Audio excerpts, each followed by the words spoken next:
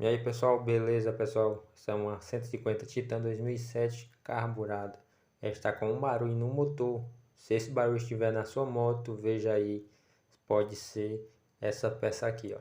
Vamos olhar aqui, vamos ligar aqui a moto para você escutar o barulho, beleza? Vamos ver aí, ó.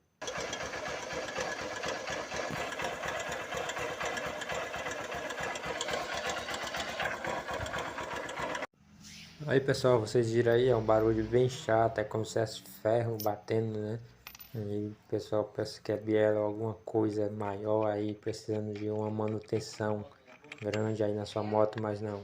Mas não precisa se desesperar enquanto a isso. Se o barulho estiver desse mesmo jeito aí, dessa mesma forma, igual tá nessa moto aqui, pode ser essa peça aqui, ó. Corrente de comando.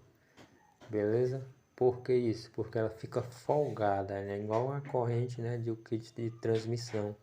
Ela cria folga. Então, nesse caso aqui, ó, dessa moto, ela estava batendo na carcaça do motor aqui, ó. Vindo até, ó, a corroer o motor aí, ó, viu? Isso aqui é a corrente de comando. Então, se estiver com esse problema aí, com esse barulho aí, ó, trocar a corrente de comando que ela está com uma folga excessiva, beleza?